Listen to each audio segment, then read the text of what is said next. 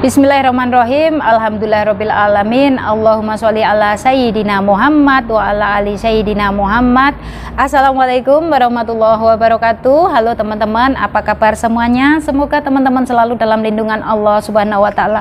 Amin ya rabbal alamin. Alhamdulillah, di video kali ini saya mau menjawab nih DM dari teman kita. Ya. Ini mbaknya bilang seperti ini, Mbak.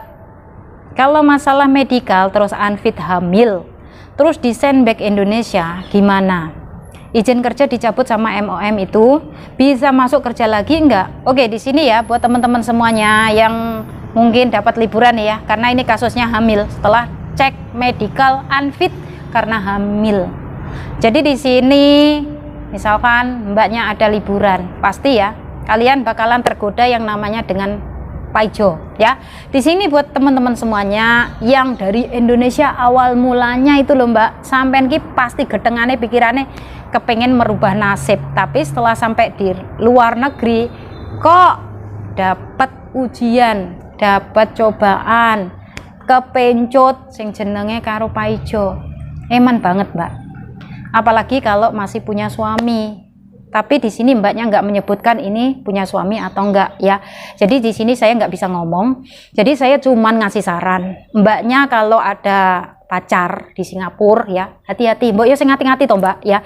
Dadi wong wedok ki sing gemati, sing ngati-ngati ya. Ngene ki iya lek pacare sampean gelem tanggung jawab. Terus nek pacare sampean ora gelem tanggung jawab terus piye Mbak? Apa gek sampean arek menggugurkan? Opo gek sampean arep melahirkan yang Batam kono? Karena banyak kasus ya, setelah perutnya ini membesar melahirkan di Batam, terus nanti anaknya nggak tahu ditaruh di mana, di panti asuhan atau dijual ya. Itu naudzubillah. Sebenarnya kayak gitu tuh nggak boleh Mbak ya. Saya di sini ngasih saran, mbok yo nek niat kerja ning luar negeri yo sing tenanan. Niatnya saka Indonesia kepengen masuk Singapura ki golek rezeki, jari pengen ngerubah nasib. Tapi mbok ketemu Paijo lali karo tujuane. Wis luwali kabeh.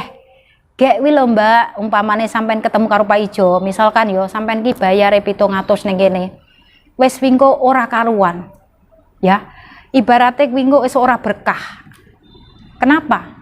Kenapa gajinya nggak bisa berkah? Karena apa? Sudah tercampur dengan keringatnya Paijo, kayak gitu ya.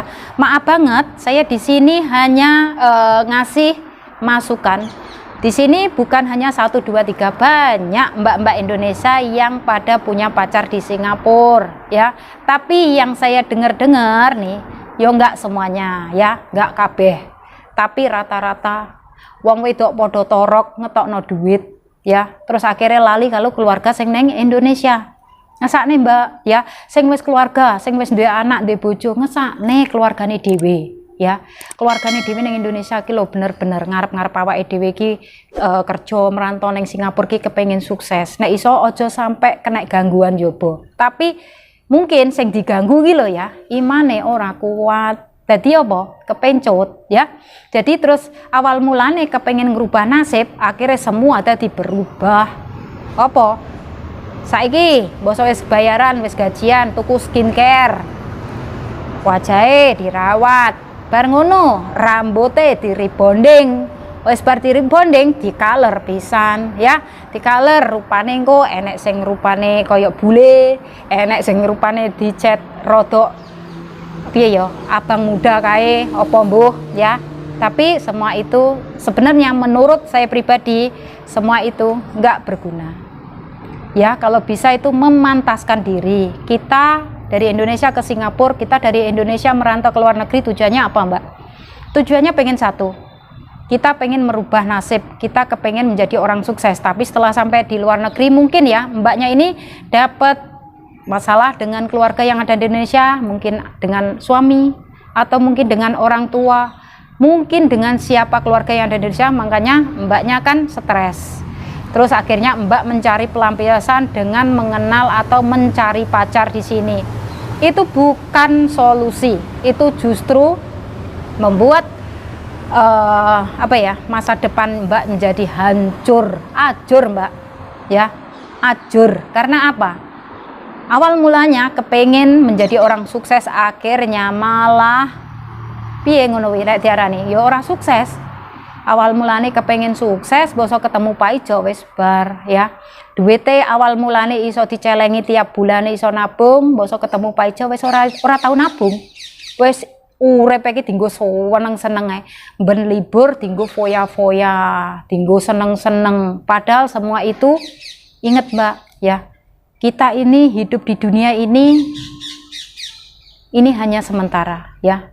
Jadi di sini kalau misalkan mbaknya saat ini ada di Singapura, mbok yo memantaskan diri. Mbok yo golek dalan ki sing padang, dalan peteng ditubuhi ya. Nggak apik Mbak, kabeh kuwi lamun so awake dhewe mulih nang akhirat dihisab, dimintai pertanggungjawaban ki lho mbiyen sing mbok lakoni nang donya. Ini dulu yang kamu kerjakan waktu kamu masih di dunia. Nah, itu bakalan dihisap. Yang antara yang baik dengan yang buruk bakalan ditimbang dan itu bakalan dihisap, bakalan dimintai pertanggungjawaban. Kalau bisa kita dari saat ini kita harus benar-benar yang namanya istiqomah dalam bekerja, istiqomah dalam hal semuanya. Misalkan yang sudah berkeluarga ataupun yang belum, ataupun yang saat ini sedang berstatus single parent, kalau bisa harus istiqomah. Karena apa? Kita kalau sudah kena godaan dengan Pak Ijo, bar tenan, bar Mbak, bar wis toh. Ya, karena di sini saya sudah mendengarkan banyak cerita dari sana bahwasanya kalau sudah mengenal Pak Ijo, wah. Ora centel, ora temonjo, malah ajur. Ajur ora trimo duwite, awake yo ajur. Ya toh, bar ngono kuwi iki sing asli Mbak, kabeh yang dilakukan semua itu zina. Zina itu dilarang agama, dosa besar Mbak. Memang sing jenenge dosa ora mung sitok akeh bature, tapi eman Mbak, eman. Sampean eman. Lek sampai kejadian hamil koyo ngono, terus umpama sampai pacare sampean ora gelem tanggung jawab, sampean ora yo ibarate ajur. Ajur ora trimo njaba Mbak, jero melu remuk.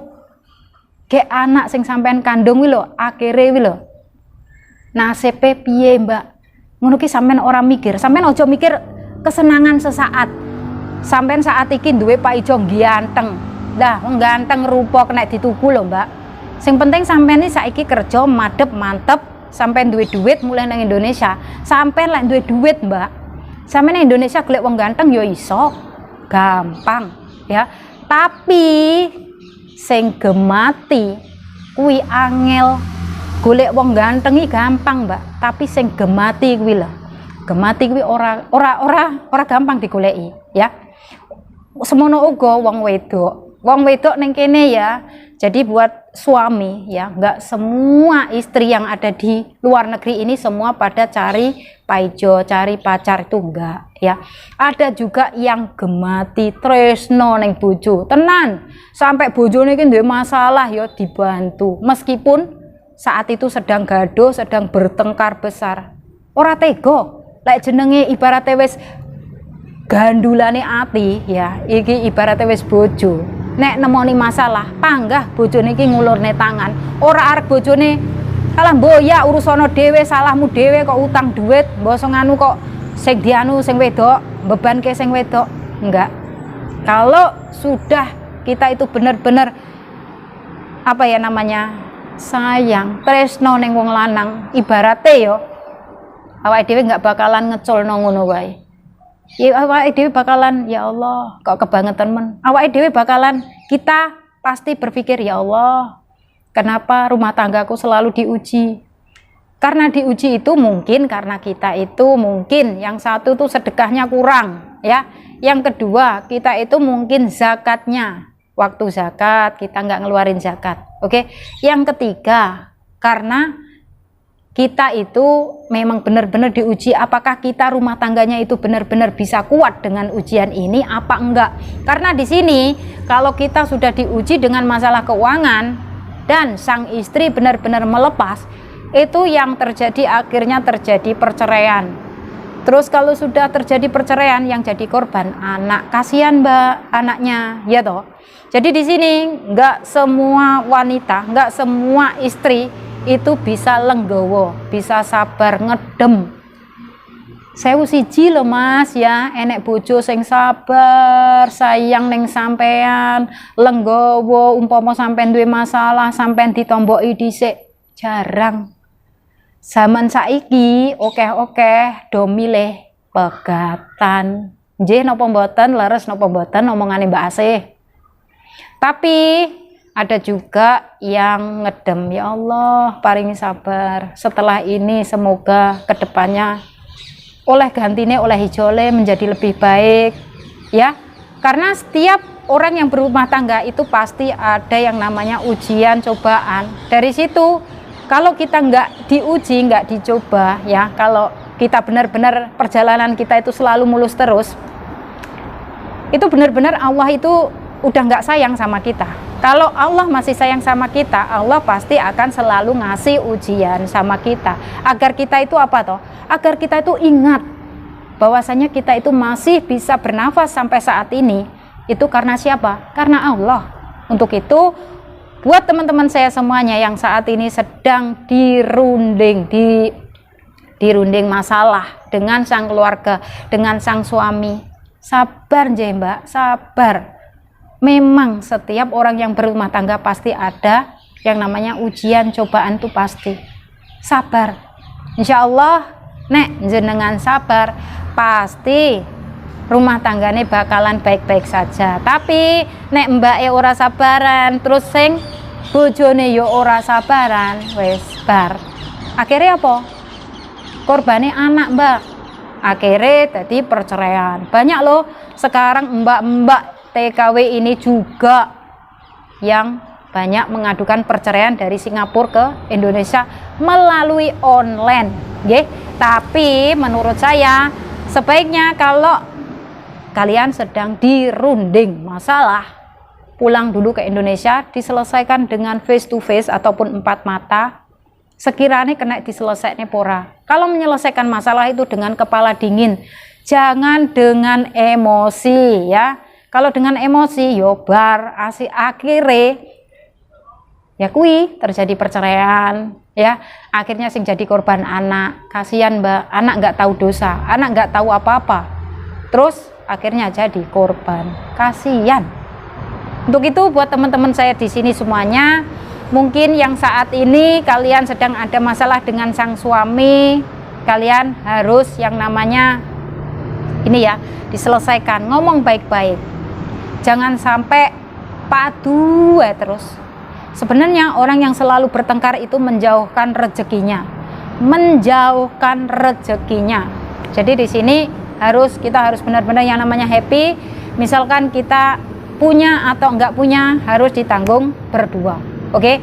Jadi di sini buat teman-teman saya semuanya, misalkan ya kalian saat ini mau proses ke Singapura dan ada masalah dengan sang suami, selesaikan dulu masalah kalian sampai semuanya clear. Setelah itu barulah kalian proses ke PT. Jangan sampai kalian kerja ke luar negeri itu kalian membawa masalah dari Indonesia. Nanti kalau sampai membawa masalah dari Indonesia dibawa ke Singapura, ujung-ujungnya sampai ke Singapura pasti itu bakalan yang namanya ada perceraian. Kasihan banget. Dan di sini jadi mbaknya tadi kalau misalkan mbaknya mau masuk lagi ke Singapura masih bisa mbak ya. Jadi maaf banget videonya saya potong-potong, pembicaraannya saya potong-potong karena apa? Agar mbak-mbak yang mau proses kerja ke Singapura ini lebih berhati-hati ya.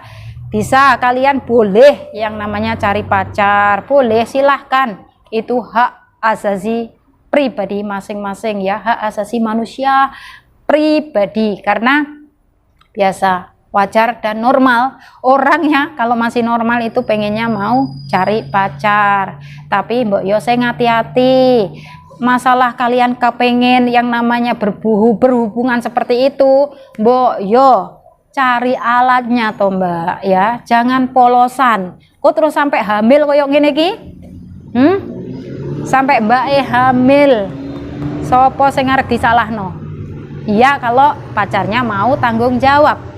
Terus nih pacarnya kalau kabur, mbak yo ajur toh mbak, sampean lho nasibe lho awak dobel nglairno. Wah, wong nglairno ki perjuangannya sangat luar biasa loh, Mbak.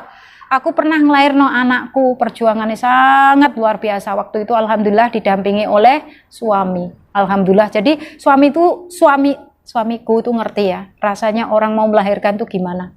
Jadi dari situ sang suami tuh benar-benar wah, melahirkan tuh nggak gampang. Prosesnya pembuatan bayi itu memang gampang, tapi waktu melahirkan itu yang penuh perjuangan. Jadi dari sini buat mbak-mbaknya kalau misalkan saat ini punya gandengan, punya pacar, hati-hati saat kalian melakukan perkentuan ya. Hati-hati Mbak, pakailah alat sekiranya itu membuat kalian menjadi pelindung agar nggak jadi hamil, agar kalian masih bisa bekerja di Singapura. Tapi kalau bisa jauhi semua itu, karena hubungan yang seperti itu bukan suami istri, itu namanya zina, dan zina dilarang oleh agama, dosa besar. Itu benar-benar yang namanya nggak bisa Mbak, dosa besar. Wah, sampean bayang no dosa besar loh Mbak, sampean ora wedi toh yang namanya menanggung dosa besar. Kecuali nek sampean iki melakukan hubungan kayak ngono karo bojone dhewe, monggo kersa, ora masalah, is okay, tak acungi jempol. Tapi lek sampean kok sampai melakukan hubungan kok ora karo muhrime, ora karo bojone, ya amit-amit Mbak, wingko ya karma, sejene karma, terus sampean kenaan dosa Mbak, dosa gede banget, eman-eman Mbak, sampean ora wedi toh dosa ya. Jadi mbak-mbak yang seperti ini itu memang harus mendapatkan yang namanya apa ya, teguran, harus dikasih yang namanya hidayah dari Allah agar sadar. Tapi misalkan mbaknya nggak sadar dan berbuat seperti itu lagi, ya wallahu alam, nanti Allah yang akan ngasih hidayah yang lebih berat lagi. Oke, jadi di sini misalkan mbaknya punya masalah seperti ini, hamil dan di blacklist atau di sandbag oleh MOM, kalau kepengen masuk lagi ke Singapura itu masih bisa Mbak ya, karena mbaknya waktu itu kan di blacklist kan hanya beberapa bulan saja. Setelah waktunya mungkin mbaknya di Indonesia sudah melahirkan, atau mungkin mbaknya menggugurkan kandungan mau masuk lagi ke Singapura, masih bisa. Oke, semoga saja sharing dari saya ini bisa bermanfaat dan bisa memotivasi buat teman-teman saya semuanya. Dan di sini nggak lupa juga saya selalu memberikan support serta dukungan buat teman-teman semuanya. Semoga diberikan kemudahan, kelancaran, semoga dipertemukan dengan majikan yang baik, dan semoga bisa sukses. Amin. Oke teman-teman, saya akhiri sampai di sini. Akhir kata, wassalamualaikum warahmatullahi wabarakatuh. See you on my next video. Bye bye.